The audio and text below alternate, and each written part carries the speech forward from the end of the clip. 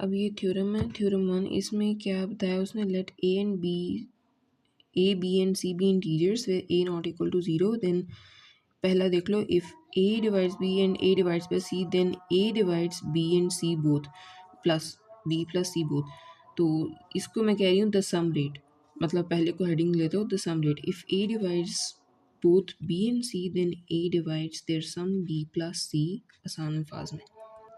अब देखो मैं ऐसे क्यों कहते हैं, if B is multiple of A, जब बी ए का मल्टीपल होगा तो हम लिखेंगे B is equals to A multiply by S, और जब क्या है सी मल्टीपल होगा ए का तो अब हम फिर इसको हम कहेंगे ऐसे C is equals to A multiply by T. तो अब इसका क्या हुआ, मतलब कि अब इसका जो सम होगा देन देयर सम, तो देन देयर सम इज, कहेंगे बी प्लस सी जो है वो इक्वल टू होगा A multiplied by S plus A multiply by T, क्योंकि बी को हम ऑलरेडी कह चुके हैं A multiply by S and C को हम कह चुके हैं ए मल्टीप्लाई बाय टी, ठीक है।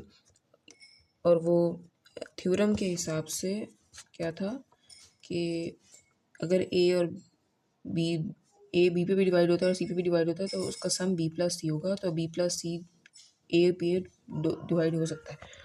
तो अब मैं ये प्रूफ बता रही हूँ, इसका ये जो मैम ने क्वेश्चन लिखा हुआ ये वाला, इसका ये वाला प्रूफ बता रही हूँ कि क्या मैम ने कैसे किया। अब आगे देख लो, बी प्लस सी यहाँ तक हो गया था, आगे हाँ।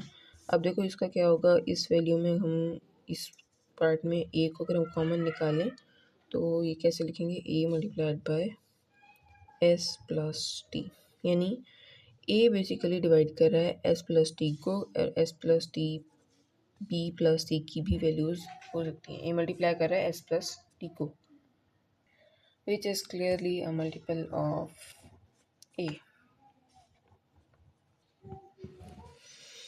अब दूसरा रूल हमारे पास क्या है, if A divides B then A divides B C for all integer C, इसको बोलेंगे the multiplication rule. If A divides B then A divides B multiplied by any integer C into B multiply by C. अगर A B को divide कर रहा है तो A divide B का multiple जो भी होगा वो इसको ऐसे लिखेंगे सी इंटू बी मल्टीप्लाई बाय सी। अब इसका भी अगर हम वैसे क्वेश्चन बना लें जैसे मैम ने सम वाले रूल का बना के दिया था तो उसका बनेगा क्वेश्चन, एक मैं बना के दिखा देती हूँ। देखो, if B is equals to A multiply by S ना, तो देन हम इसको कैसे लिखेंगे, बी उस फॉर्म में, किस क्या फॉर्म थी इसकी मल्टीप्लिकेशन रूल की, C into B multiply by क्या था, B multiply by C, B multiply by C इसकी फॉर्म है।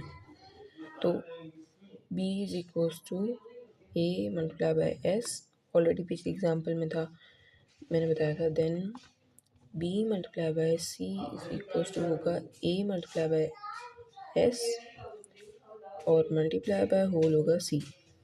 b को हम ऑलरेडी वैल्यू साइन कर चुके हैं, a multiply by S, then b multiply by C होगा a मल्टीप्लाई एस यही वाला और multiply by c, which is multiple of a।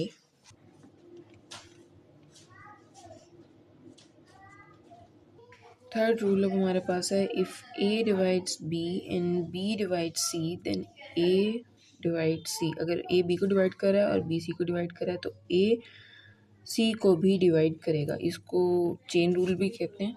If A divides B then B and क्या लिखा है मैंने, if A divides B and B divides also C then A can also divide C. ये इसकी मैं इजी वर्डिंग में simple form में लिखा है। इसका भी क्वेश्चन देख लेते हैं एक,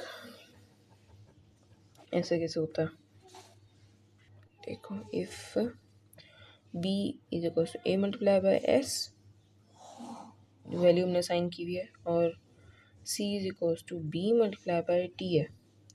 बी की वैल्यू है ए मल्टीप्लाई बाय एस और सी की वैल्यू है बी मल्टीप्लाई बाय टी, तो हम इसको लिखेंगे इस फॉर्म में, C is equal to A multiply by S and multiply by T is equal to A multiply by S multiply by T.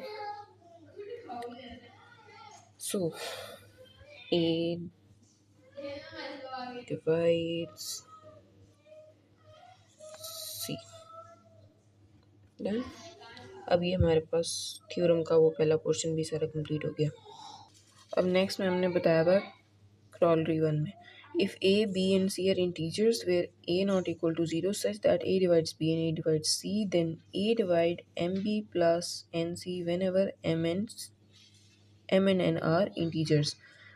इसको मैं बता देती हूँ, एक्सप्लेन कर देती हूँ थोड़ा सा। क्या है हमारे पास corollary 1, इसमें उसने क्या था, हमारा मेन पॉइंट है if a divides both b and c then a जो है a divides any linear combination, कोई भी लीनियर कॉम्बिनेशन जो है वो a डिवाइड करेगा, कॉम्बिनेशन।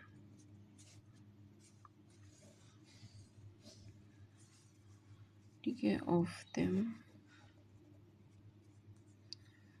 किस फॉर्म में, a डिवाइड्स ये सच दैट का साइन और m multiplied by b plus n multiplied by c for any integers m and n। अब ये सब क्या कर रहा है, रूल नंबर 2 और 1 को कंबाइन कर रहा है। This combines rule number 2 and 1, मतलब a divides m multiplied by b। A divides ये हो गया rule 1,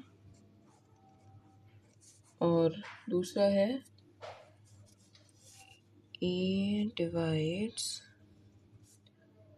n multiplied by c। ये हमारे पास रूल 2 है। So a divides their sum m multiply by b and n multiply by c, मतलब a किसको डिवाइड करेगा, m multiply by b and n multiply by c, इसके सम को a पे डिवाइड कर सकते हैं।